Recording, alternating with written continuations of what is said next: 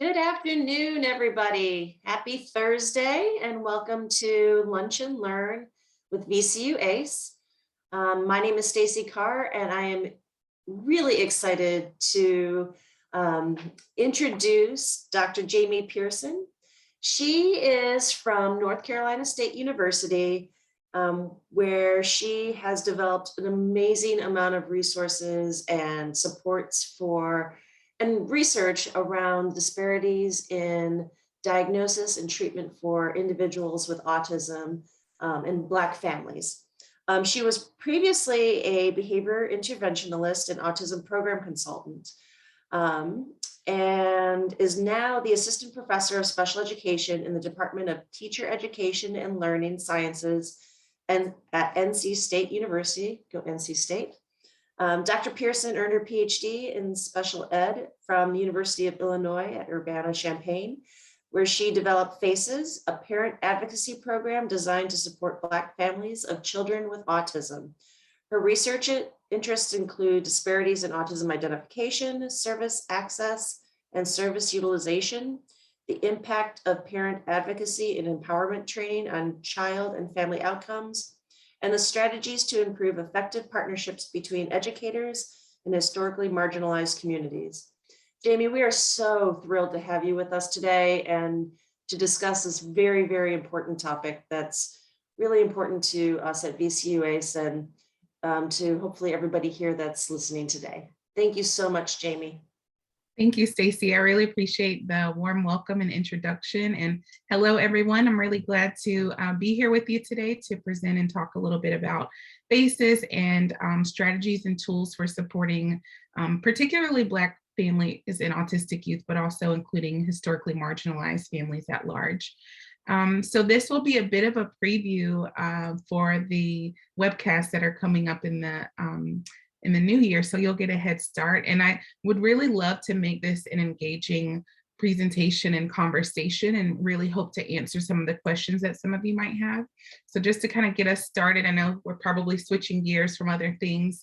So as a quick sort of starting activity, if you could do a Google image search and you can type in toddlers with autism or autistic women, I will use person first language and identity first language interchangeably throughout the presentation.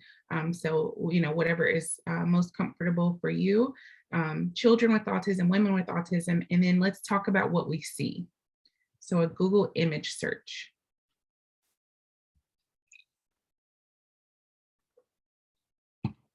I will do my best to look at the chat too. I always fail to manage this at the same time.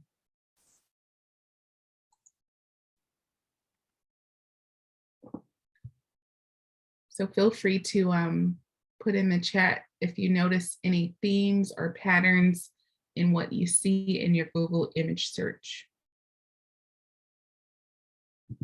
Cute white toddlers. Average looking people.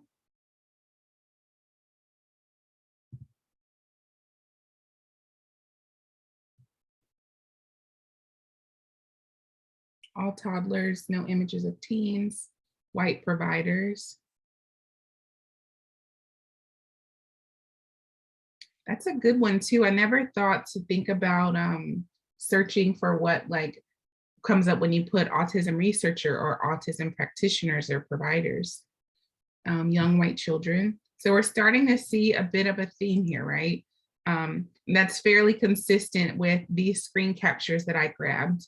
I actually grabbed these. It's been about 3 years or so now because I do this activity in my classes as well. But it seems that these images are fairly consistent, right? So the top one was from toddlers, top right was children, lower left was, I believe, boys with autism, and then women. Obviously, we're kind of making judgments based on at face value in terms of what we see, but generally most of the images represent white people, and there's very little diversity in terms of representation in terms of children and people of color. Fiona mentioned that for women with autism, they all seem to be under 40, and a lot of them appear to be stock images. I agree. Those seem to be less natural than some of the ones of children. Lonely women and women who look disgruntled. I really appreciate these observations because I think out of the many times that I've done this, we haven't had people really think about like the, how the women actually appear in terms of like emotions or loneliness, things like that. So that's very interesting observations as well. So the reason I do this is because it really does highlight and point to how little representation there is with regard to autism. When we think about marketing materials, when we think about some of the commercials you might see, the literature you might receive from particularly large organizations like Autism Speaks, there's very little representation, right? And so for historically marginalized families, for Black and Brown families who are raising autistic youth, who have little knowledge or exposure, this is a challenge for them, right? It's hard for me when I have a bunch of literature from the Organization for Autism Research, which is a great organization, but all the literature that we have, I think there's one little Black boy on one page of one piece of literature, right? And so working with Black and Brown families, it's really important not only to engage in culturally responsive practices, but think about things as basic, right? What seemingly as simple as having materials that represent and reflect who they are. So today we're going to talk through these disparities a bit, and then also talk through some tools and resources that you can use in your work. I should have done this at the beginning, but if you don't mind while we're talking, just kind of throw in the chat who you are in terms of your relation to autism. Are you a self-advocate, a parent, an educator, practitioner? Just so I can kind of keep that in mind as we're talking throughout, that'd be awesome. Thank you. So yes, lots of self-advocates, awesome. Special educators and parents, welcome. Perfect. So we have a very diverse group, so that will be helpful as I'm talking. School psychologists, I will keep all of those professional backgrounds in mind. Perfect. All right, so in terms of disparities, historically marginalized children with autism or autistic youth, particularly those who are Black and Latino, tend to experience less adequate services in schools, tend to have lower quality curriculum and instruction, are often segregated from their non-disabled peers, so in self-contained classrooms, and there's often some disproportionate representation in special ed. And this is pretty consistent historically, right? Like we have a history here in US schools of overrepresentation of Black and Brown children in special education services, and more specifically an overrepresentation in self-contained classrooms. Interestingly though, with autism, there's an underrepresentation in terms of diagnosis, but an overrepresentation in self-contained classrooms. So we're not seeing Black and Latino children being diagnosed quite at the same rates as white children, but when they are, they're more often placed in self-contained classrooms.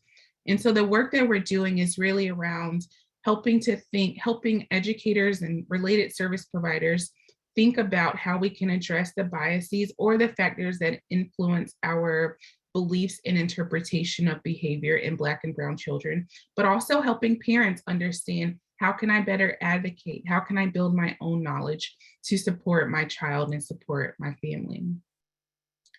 So a few other disparities. I know this slide breaks all the rules about like not having too many words on the page, but I wanted to just make sure to highlight a few things here.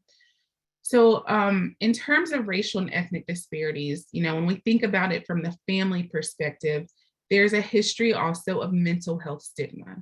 And a lot of this is tied to what I just mentioned in terms of this distrust with educational systems. And, a lot of times families have that one family member that, they saw kind of go through the school system and maybe sort of fall off the cliff, or they knew that they needed supports and they weren't getting those adequate supports, or they were in that separate classroom in a separate building and never got to engage with their, school age peers. And so many families have faced and experienced stigma around what it means to be autistic, or around what it means to have a disability at large.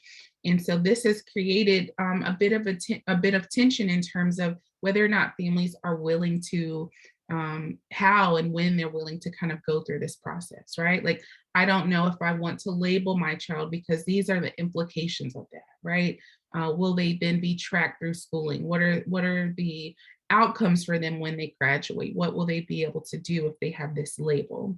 And so and I'll talk more about this later, but one of the things that I like to talk about is really focusing less on autism as a label and more on what support needs are available to support your child, right? How can we enable them to have adequate access to education and strengthen their outcomes in school and in the community?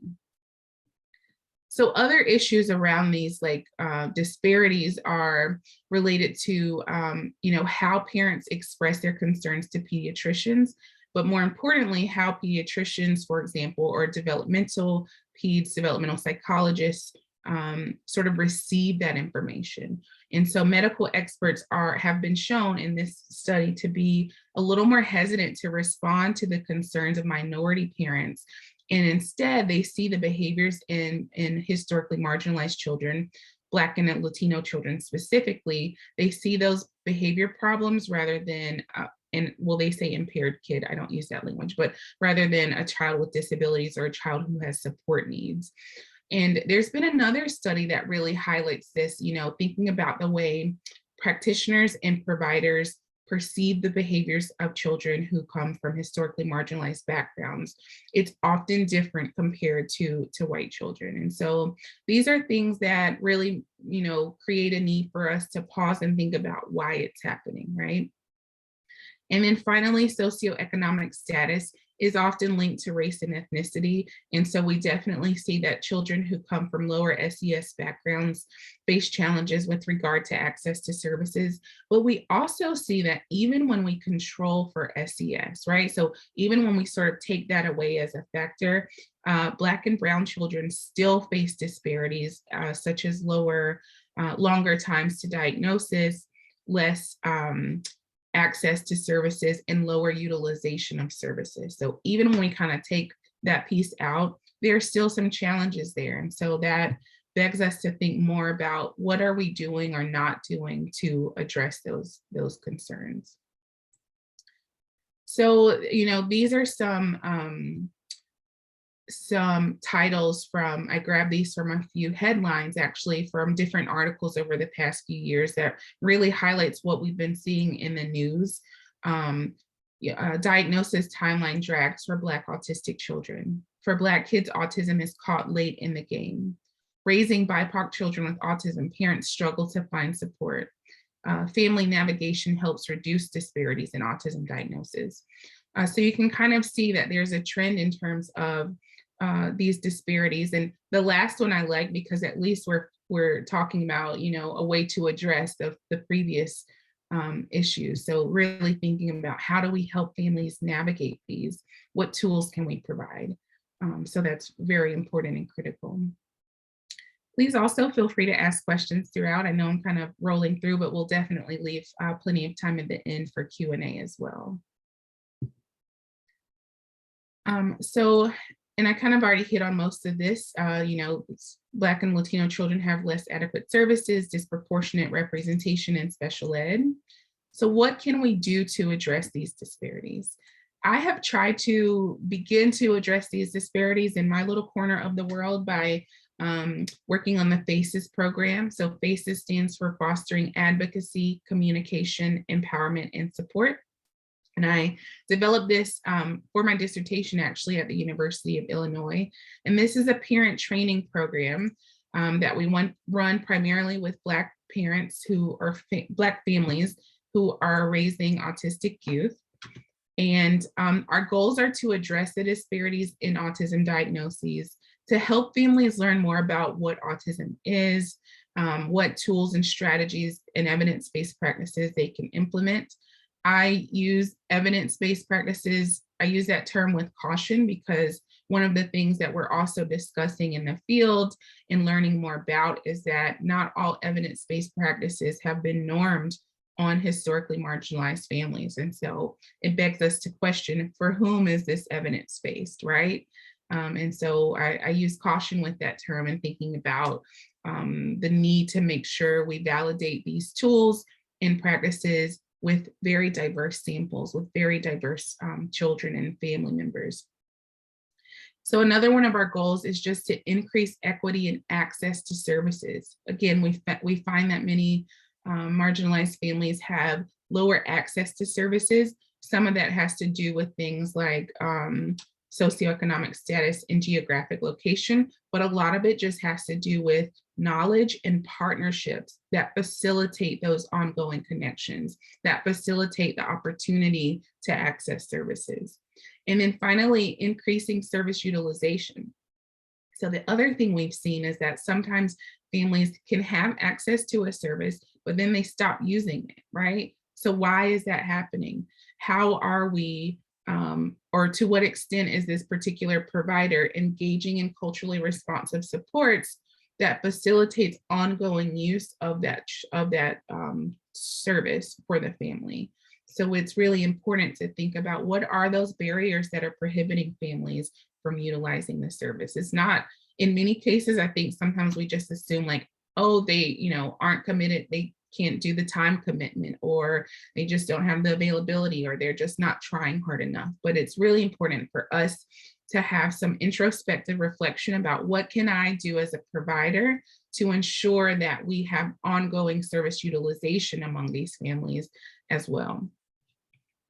So I can talk more about FACES, but I like to actually just let you hear from some of our previous FACES participants, because I think they kind of shed light on what their experiences were like and how FACES has been helpful for them. So I'll let you hear from them now.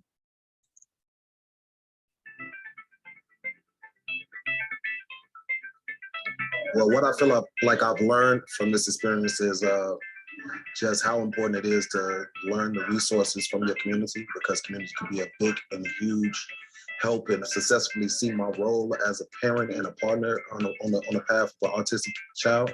Coming in here, we kind of felt as though we were alone because we didn't know anyone else who had children with these disabilities, at least not to the degree where we had a close-knit relationship with a lot of people. It was rewarding to know that, okay, we don't have to face this alone. We have people that we can communicate with now. We have resources, and it was just very liberating. It'll feel good to be able to help that parent with a younger child, to save some of that time, that research worrying time, that helplessness feeling that you feel coming with the realization of the diagnosis. What's most important is making sure the goals that we have set for a son and things that I know that he is interested in, that is happening. And so in order for to effectively get to those goals, I have to have solid communication, trust, which is only going to be built through that solid communication with the other people who are in his life. But what I got out of it was a lot of the advocacy part, making sure that you stand up for your child because nobody else is going to do it. Just being empowered, feeling like I have a voice and I can speak up for my son who won't be able to speak up for himself in the future. So the information I received, it gives me more confidence. I go into the school, in the doctor's office to advocate more. So now I learn more information as I kind of with my mind up. So I feel more confident. I feel that with this information, I can continue to advocate for Kendall in his schools or service providers down the line. I hope to use my newly learned advocacy skills to try to advocate for things that are not always talked about. We talk a lot about services. We talk a lot about ABA therapy. We need to talk about helping the whole family have a high quality of life, because that's only going to benefit the loved one on the spectrum.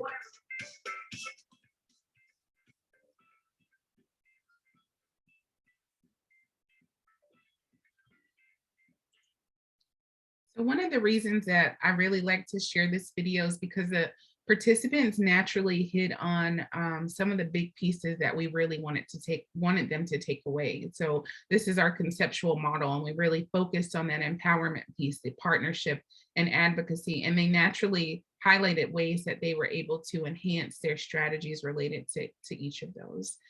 So feel free if you have any thoughts about, I see Esther put that that was refreshing to hear parents' points of view, right? To hear, how they, what their experiences were like and what they took away from this. If anyone else has thoughts, following the video, please feel free to share. I also just want to point out, one of the findings that's been something that's emerged and really powerful for us is seeing how FACES families have built community with each other, right? Sadly, one of these participants who was in this video passed away about 2 months ago. And for me as a researcher and as a practitioner, it wasn't something that I've experienced before. And it really brought home how important community-based work is, but also like how close you get to your participants, how much, just how powerful it is to kind of build those partnerships, but also to see how the other participants really rallied around her family and have been able to support her daughter through this really traumatic time, right, through grieving. And so when we think about this type of work, it's really important to remember that we're working with families, we're working with people who have all sorts of experiences going on outside of just what you might be addressing in that very moment. And that's one of the reasons it's so critical to kind of have empathy and be understanding and helping families think through what their needs are, right? Not just assuming that this mom just isn't showing up when really she's battling cancer in the background, right? So like thinking through those issues is really important. So I do that every time. Let me see if I could get through. So we've talked about these disparities and what some of the issues are. If you've noticed other issues that maybe I didn't already address or disparities that have been sort of pervasive in your work, feel free to share those as well. And in the meantime, we're going to start to talk through strategies. These are sort of geared towards educators, but they can also be adapted by any service provider, or even if you're a self-advocate, you can think about how can I help my service provider understand my needs better, right? So we can kind of think through these strategies from multiple lenses. So the first is culturally responsive strategies, just kind of a broad term here, and thinking about frameworks that ensure that families and students' cultural references are present in all aspects. So this one example of that was what we talked about earlier, just in terms of having representative material, right? Using books that reflect, the diversity of the students that you're supporting or the individuals that you're supporting. And so when we think about these like fundamental components of culturally responsive strategies, we have to start by knowing ourselves. And I'll talk more about this in the next slide, but knowing yourself is really setting the foundation, because you can kind of sit with who you are, what your experiences are, what perhaps your biases are, right? Like, what are you bringing to the table? And then you want to think about, to what extent do I know my community, right? And in some cases, you may not have a lot of familiarity, right? If you move to a new state, a new city, you're learning this community, you're learning what services and supports are available there. So how do I know who's in my community, what their needs are? Even thinking about like racial and ethnic groupings in particular areas, right? Like I know that in this particular area of Chicago, these people tend to live here, right? So understanding like where supports are needed, but also who is in that community. And then how do I build my skills based on what I know about myself, what I know about the community that I'm serving, what can I do to build and strengthen the skills to address those needs? And finally, how will I contribute? So taking all that information together, what can I do to address those needs? Understanding who I am, what skills I need to build, right? How can I actually address the needs of autistic youth and their families through a culturally responsive lens? So part of that begins by just building rapport.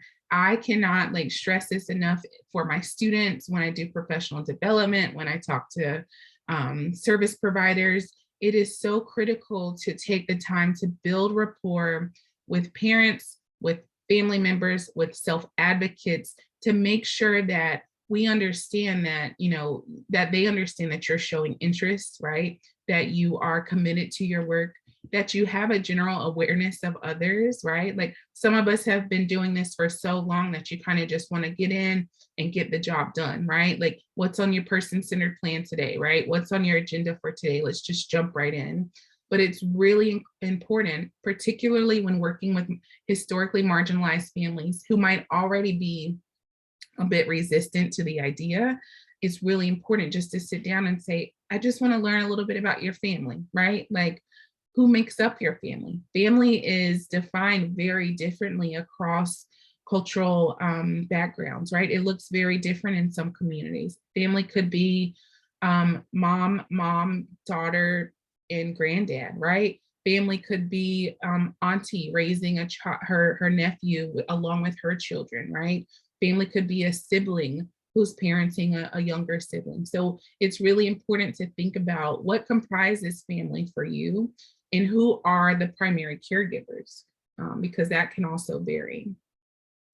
Building rapport also includes the need to be sensitive and thinking about how can I express that sensitivity and empathy and understanding, being mindful of the words that we use, and then connecting the dots, helping families really think about what are the next steps, and helping them understand that you're there as a support. And I realize that that's going to be different for all of you based on your roles, like your professional roles. But I think across roles, no matter whether you're a developmental psychologist or teacher educator or a teacher, you're going to want to build rapport with the individuals that you support. And so that first piece that I just mentioned around knowing yourself. So when we think about like these fundamental strategies, knowing yourself starts with this idea of cultural reciprocity. And this is something that if you're familiar with Ann Turnbull, she talks about this in her work around supporting families. And cultural reciprocity is this idea that you start by understanding your own perceptions, your own values, your own beliefs, not just understanding them, but being able to kind of like sit with them, right? Sometimes it's a little bit uncomfortable to kind of sit with things that we might have been exposed to, things that like our beliefs that maybe we grew up with that years later we're like, oh, I actually don't, think the same way, right? But it's critical for us to identify what those are. And then to get to know your family's values and beliefs. So, what is important for this particular family, for this client, for this student? What are their beliefs? And then you want to assess the similarities and differences. I think this is one of the spaces where things start to get a little uncomfortable, probably very uncomfortable for many of us, particularly during these past several years of racial injustice and tension in our country. It's sometimes challenging for us to really sit with the fact that we are different, right? Like culture is what makes us unique, but and also different, and that's okay. So this idea of color blindness actually takes away the uniqueness that is sort of foundational in who each of us is. So it's really important to think about that. You also want to just kind of discuss with your family, like, this is my experience.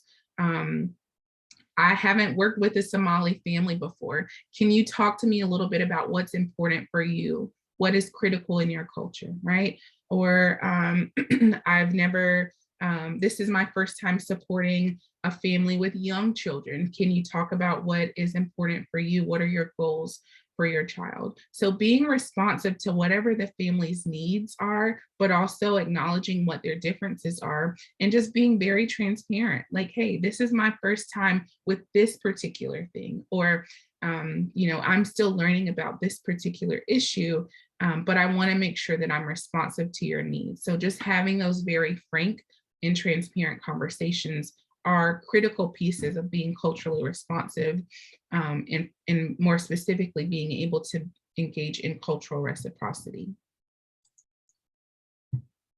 So other tools and strategies that you can use to kind of maintain these practices are understanding how families describe their child's characteristics So this goes back to what I mentioned earlier about how some people are choosing to, self-advocates particularly, and more often than not, prefer identity first language. So I am autistic.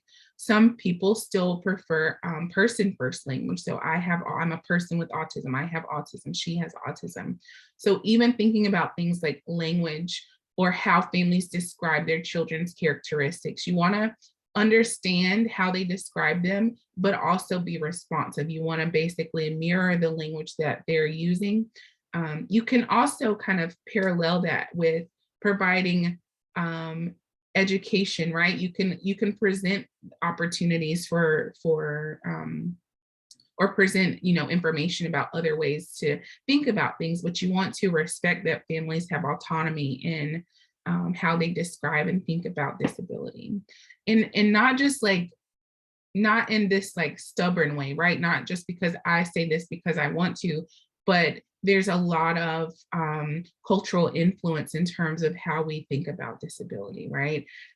There in the Hmong community, it is thought of as thinking about disability comes from a higher being, right? And so it's challenging their belief in a higher being if they are kind of working against this idea of their child having a disability.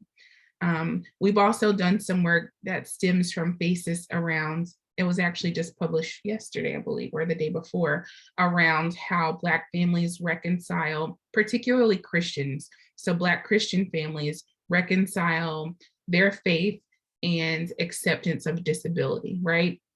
Sometimes families feel like, if I sort of accept that my child has this lifelong disability, then I'm not believing in God for healing. And that creates a lot of tension for some families, for some believers who are really struggling with what that means. Am I denouncing my belief in God by accepting and moving forward with the supports that my child needs? So those are things that we've seen too that are related to culture. Understanding how families cope with disability. So this looks very different, right? We see some parents who are like, I need my self-care. I'm going away for the weekend. This is how I cope. We see some parents who go to support groups. We see some parents who come together in their own sort of support groups, right? So people do this in different ways. I think it's really important to acknowledge that and to understand how each family copes.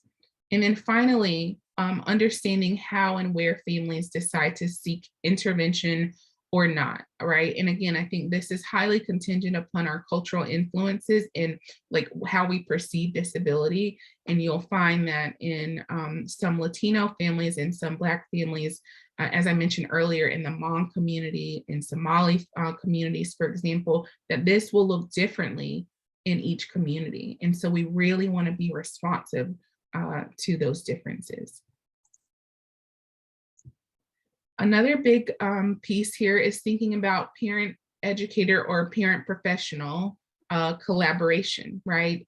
When I train my pre-service teachers and, when they go out into the field, I would say consistently, though, the one thing that I hear back every single time when it comes to talking about family partnerships is oh, well, they never show up for the IEP. They never respond to my messages. They never reply to my communication, right? And I don't think we're, I understand that, right? I understand their frustration. So for teachers, I do understand your frustration. I think I like to push my students to think a bit more about why. What's the why behind that, right? And I know sometimes it feels like we don't have time to think about why every parent can't come to an IEP meeting, but I think that's a part of our job, right? And because when you learn the why, you figure out ways to better support them, right? To better adapt, to be able to engage in stronger partnerships.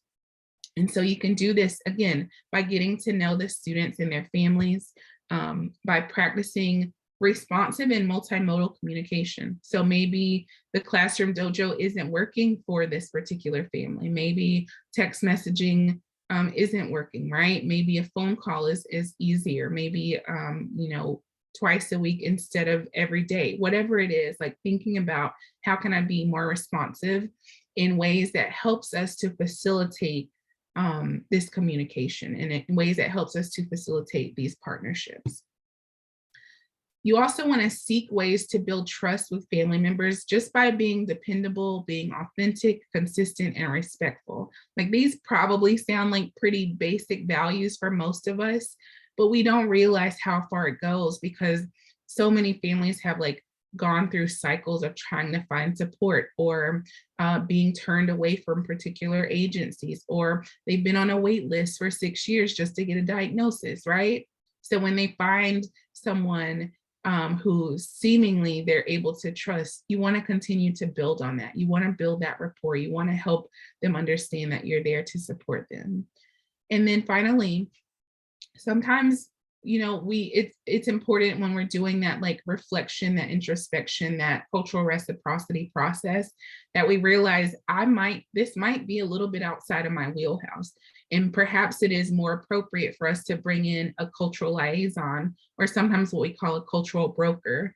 For example, I will sometimes get asked to support Latino families who speak Spanish as their primary language. I speak a little bit, but not enough to be able to fully support them in an IEP meeting, right? So it is important in those types of cases to bring in a cultural broker or someone who can support them, you know, through this process. So really recognizing our strengths. We're not saying like you have to go out and save the world, right? But recognizing your strengths and also learning how to tap into other people's strengths is especially important. I'm just keeping an eye on time because I want to leave time for questions. So empowerment, this is actually the E in FACES. So we really focus on this, how we build empowerment is really critical. So empowerment is this social process of defining what is important, gathering the resources that you need, and then taking the action to achieve those goals. And when I think about empowerment, I don't like to say that I empower people because I think we all have a foundational baseline level of empowerment. I like to say that we help to activate that. We help families to sort of engage in their own empowerment, to tap into their own empowerment. And so ways that we can do this are by thinking about how do I identify what is important to them, right? And so this might require that you sort of dispel your own assumptions about what is important for families and really learning about what is important for them. You can also facilitate this sort of empowerment movement, if you will, by acknowledging cultural beliefs and being responsive to what those are, even things as simple as like schedules and routines, right? So I have done some work with the speech language pathologist who, she always shares this example, Dr. Megan Brett Hamilton. You can look into her work as well. She does work around African-American vernacular English. And so one of the examples she shares, and we have this in a paper that we wrote, is around like how, you know, if you go into a family's home, if you're a home-based provider or an early interventionist and you're working on a socialization or communication skill at dinner time, and you go in and you tell the parent, all right, mom, so walk me through what happens when y'all sit down at the dinner table, right? And mom just kind of looks at you with blank stares, because in their family, they eat dinner at different times and in different places in their house. There is no we sit down together at the dinner table, because that's just not a practice that works for their particular family, right? And so it's little things like that you have to, so then you readjust. How are you going to implement your intervention in that space? What can you do to adapt in that space? So just acknowledging that there are differences in those types of schedules and routines. Again, building rapport, being responsive in terms of how you engage with families, and then being flexible. This is probably one of the most basic, but one of the most important strategies in terms of empowering families, is being able to be flexible and adapt and remind them that they are experts, right? Like family members, self-advocates, parents, the people with whom for whom you're serving and supporting, they are experts. And so it's really critical to remind them of that in an effort to strengthen that empowerment. The person I mentioned was Dr. Megan Brett Hamilton. She's a professor at Auburn University. So I saw that in the chat. So yes, and I can type it in. I'll type in her website in a second. So empowerment, when we start with this sort of foundational level, it often leads to advocacy. And ultimately, that's what we want to see, right? We want to see autistic youth and young adults being able to advocate for themselves. We want to see parents and family members being able to advocate effectively for themselves, right? And so that's why it's so important to start with that foundational piece, so that parents can then have partnerships that strengthen their ability to advocate. And so in many cases, Black autistic children aren't identified until school age or later, and SLPs and school related service providers, so teachers, all play critical roles in both identifying and collaborating with parents to be able to establish supports. So this might mean that you need to be present in a classroom. It might mean that you have to modify your curriculum or strategies to include culturally appropriate materials. And it might mean that you need to, if you're not a teacher, right, that you partner with teachers. And if you are a teacher, it means that you partner with the SLP or the OT, right? So thinking about ways that you can help to foster and facilitate these partnerships, both with family members and with the students that you're supporting, but also with related service providers, with your colleagues, right? How can you all work together to address these needs? And finally, supporting family-centered goals is critical, right? Person-centered goals and family-centered goals, making sure that your strategies focus not so much on like fixing the problems that families don't view as a problem, but understanding what their needs are and helping them to address their needs. And being willing to ask questions that you don't know the answers to. So just like earlier when I mentioned the Somali family or the Hmong community, if you aren't familiar with the practice, just be transparent about that and ask questions, and be willing to listen. I would say one of the most common things that I also hear from Black parents in particular is that they feel like providers don't listen, right? They feel like their voices are not heard. So if you can't do anything else but provide a space for them to be heard, then do that, right? If that means that maybe you don't get to every step of your plan for that day, but you provided a space for a parent or a child to be heard, then I would call that a success, right? And so really being willing, creating that space is super important.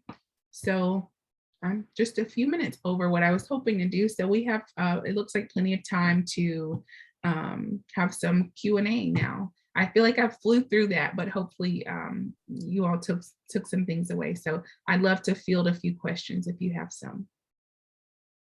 Jamie, it's Katie here. Just gonna look through the chat with you, and I know you're pretty well versed on handling the chat yourself, but I did drop you a quick message, and if you want to just validate that the email or the website is the right one for Megan.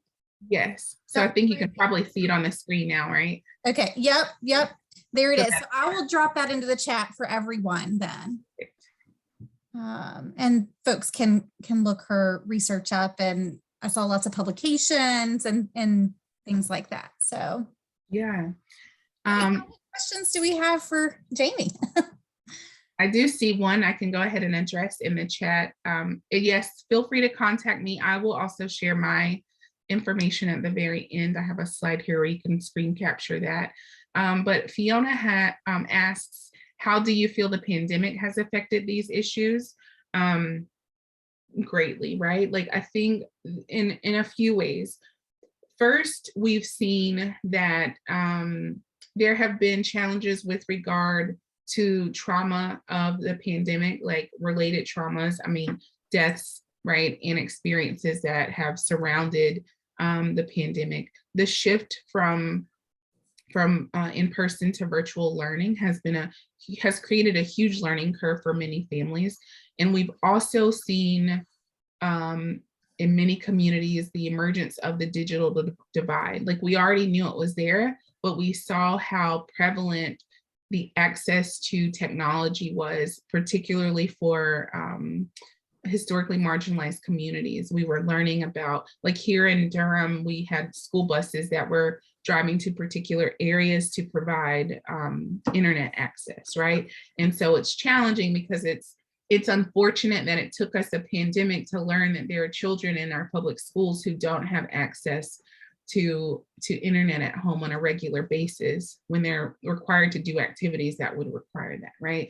And so I think there have been issues around trauma. There have been issues that have emerged around the digital divide and having access, but also just for parents, there's been a lot of burnout.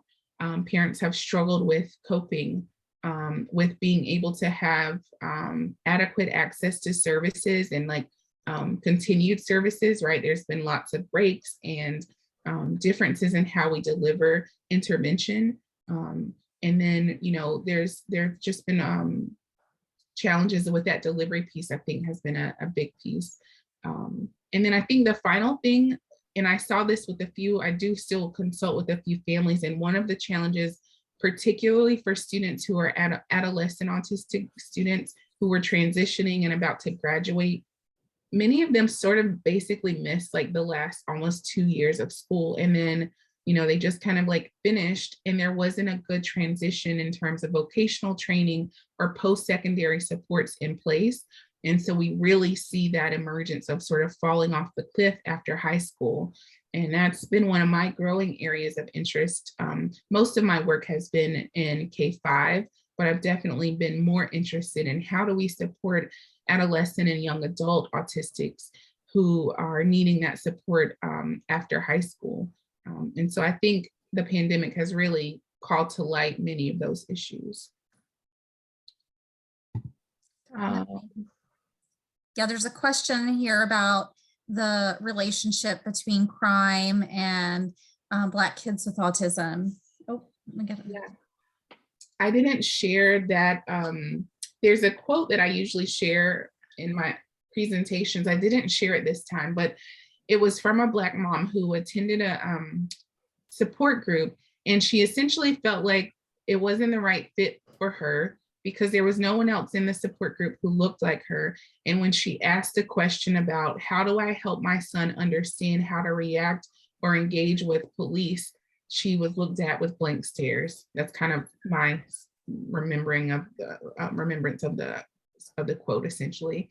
And so she was saying like, this just isn't a good space for me to feel like I can be supported because other parents here aren't able to relate. And I think that points to how challenging it is for a lot of Black parents in particular, especially those raising Black boys, are really thinking about how do I help my child communicate with law enforcement beyond just communicating in general, right? Like I'm constantly having to think about like who they are in this space and what they're doing in this space. And, you know, perhaps you have a child who engages in flapping and like, how is that perceived in certain spaces? And so it adds on these layers of complexity of being hyper present and hyper reflective of every move that you make, right? And so I think that has really brought some challenges. It's also sort of related is the really unfortunate incident with the young Black girl in Utah who died by suicide as a result of ongoing bullying, right? Like, so when we think about the trauma and the everyday challenges that many autistic youth face, I think it's for families another thing that causes worry because you have to think about how if my child gets stopped by the police, what does that look like? And can they communicate effectively? And how are they going to be perceived? I don't know if I'm answering your question very well, but I think there are lots of things to think about with regard to crime and social justice issues at large, especially when we're thinking about some students who may struggle with communication. Definitely. Carol Shaw has shared a little factoid in here for us that 92% of Virginians have access to the internet. However, only 51.3 Virginians actually have the internet. Wow. So just because it's available doesn't necessarily mean that families are able or know to take advantage of that. Exactly. I think that's interesting. Questions about concerns for individuals who did not receive those vocational supports and now are older outside of the school system, and what services are available for them. So. Yeah, so I think, again, it depends on where you are. So here in North Carolina, the Autism Society does a nice job of connecting families to post-secondary supports. There's also a program over at UNC Chapel Hill that does some support with post-secondary students, adolescents, and young adults. I think it does take a bit of searching sometimes, right? And like trying to figure out what's the right next step. There's also a challenge for families who want their young adult to have access to vocational training without it impacting their finances, without it impacting the supplemental supports that they receive. So there's like that fine balance, like, can I be a volunteer or an intern, because you don't want to cause issues with, with their funding. And so I do think that we see parents struggling quite a bit when students are aging out of high school and starting to look for and plan for post-secondary training. It's where we need a lot of support. I have a colleague in Charlotte who does some work around like how, I don't know if I think it is primarily autistic young adults can basically learn how to use public transportation, especially like services like Lyft and Uber, right? How can I use those services to get to work or to get to places that they need to go? So there's a lot more work to be done around transition. I literally just finished a paper with a student last night about how there's a real lack of research and practitioner support for Black autistic young adults in particular. Like, we know very little about how to support them. And we're learning more now because so many more people are getting to that age, right? Where we're seeing kind of this shift in what the needs are. For a long time, it was like everything was early childhood and early intervention. And now we're definitely seeing that we need to invest more supports in transition into adulthood. Yeah. Agreed. Just to tag on to what you said, Jamie, because I've spent a lot of my career working with adults with disabilities. And in Virginia, we partner greatly with the Department of Rehabilitative Services, Virginia DARS. And so that might be a resource that folks will want to look into. And also too, I mean, that question always comes up about how it might impact the benefit that the individual receives. And I highly recommend that anyone who has concerns about that, make sure you reach out. There are benefits counselors available, and, ask those questions, find out who you can reach out to that can really help you walk through that and understand, because a lot of times individuals can work up to a certain point or can understand better, like, what happens to my benefit when these things happen, especially those medical benefits that are always of a concern to folks too. So anyway, just my 2 cents on that topic. Yes, no, thank you. I appreciate that. Yeah. Okay. I don't know. I've gotten lost here where we are. Time constraints related to insurance, educational requirements often take more than the allotted time already. So I think that's a comment on being able to build the rapport with the family and such.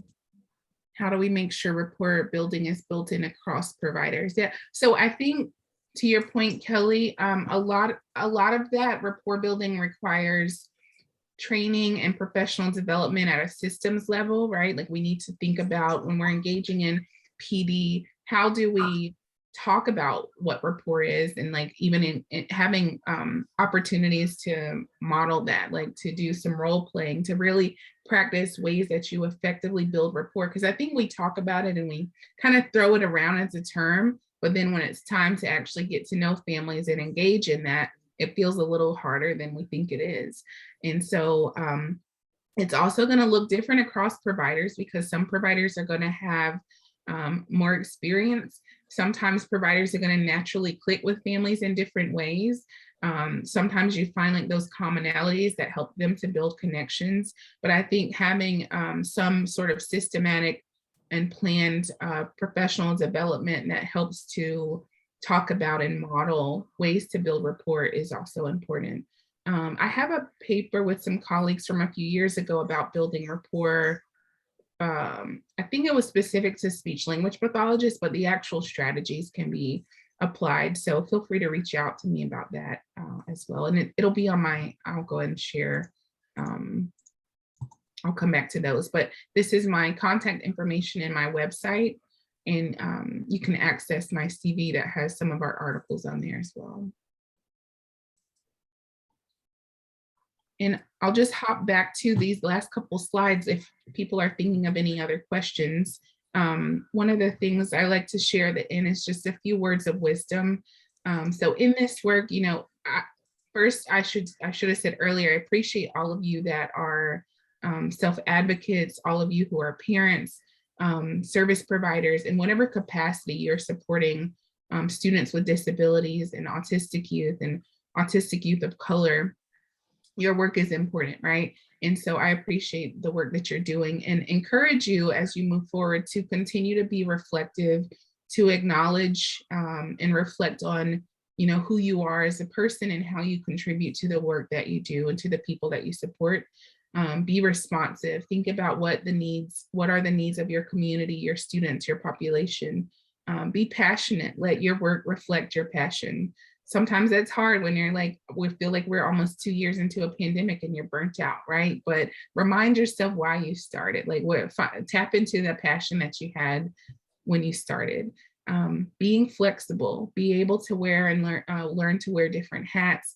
Always have a plan B. Be able to adapt, and then be guided by humility. Remembering why you are where you are, I think is really important, especially when, you know, supporting families who you might be the first person who's like, listen to them. You might be the first person who's been able to provide a support for them. You might be the first person who's effectively and successfully connected them to a service. And so being, you know, remembering why you are where you are, I think is really important.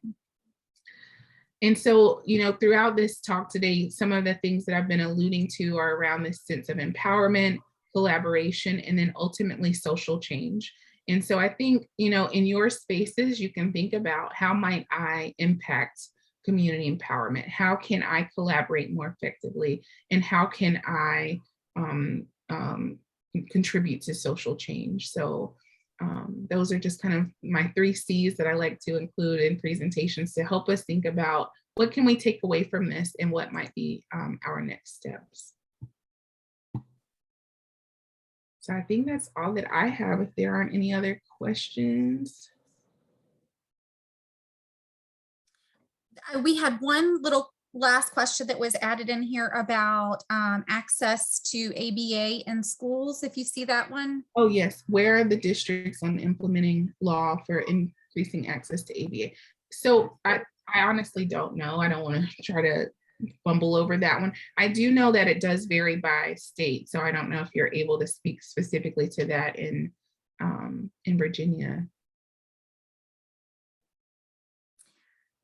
So I think when we talk about applied behavior analysis, if you go onto our website, bcuautismcenter.org, all the evidence-based practices that we suggest, that we promote, are all under that category of applied behavior analysis. So we don't necessarily say, you know, you need to have ABA discrete trial training in school divisions, because applied behavior analysis encompasses so many other evidence-based practices. And really we strive to have that inclusion in the school system, in the classroom, with those evidence-based supports that fall under those practices. Yeah, a lot of times when families first learn, when the child is diagnosed or the individual is diagnosed, that's like one of those big like buzzwords we always hear is like ABA, ABA, ABA. And so for some families, that's like all they know and what they've heard and what they think is best practice. And we know that ABA has strong evidence base historically, but there's also lots of contention around it in the field.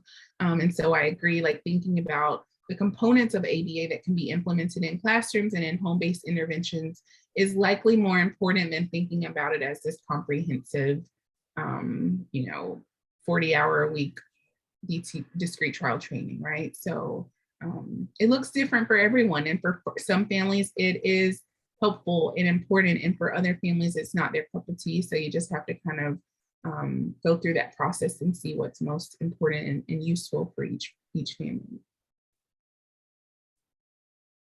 Great. Esther has to say, outstanding professional development, ladies, and thank you for all the information provided. And I have to second that. Really very, very good to bring all these things to our minds and think about, how we, how there are these disparities and how we need to be aware and move forward addressing them. Well, thank you. Great tips and things here. Thank you. Very informative. Great presentation. It's so good to see a lot of familiar names here today too. Thank you so much, everyone. I really appreciate how engaged everyone was as well. That always makes these talks easier. Katie, did you want to mention the 2 upcoming webcasts? Yes. And also, while I'm putting that information in the chat, I'll just mention that our last webcast or last Lunch and Learn for the year will be a read broadcast on the 16th. And you can register for that just like you did this one today, and then a link will be provided to you. And I'm going to throw that little piece of information in the chat, and that'll become available on the 16th at noon. And then we are just delighted that we're going to have a few webcasts coming up where Jamie's going to be presenting for us in the new year. And those are going to be on February 8th. And that one is, I'm putting it in the chat right now, is going to be Disparities in Diagnosis and Service Access for Black autistic youth and their families. And then another on March 8th, and that's going to be more about FACES for educators. And the link to register for those, you can do that right now on our website, and that link is in the chat, and we'd encourage you to do so, because I think Jamie's going to sort of drill down on some of these topics, give a little bit more information than, so this is a great teaser for those today. Yeah, you all kind of got a preview, but I'll definitely go into more details in each of those webcasts. Absolutely. Anything else? Any other questions as we wrap up? Stacy, did you have anything else to add? No, thank you so much, everybody, and look forward to seeing you on the 16th.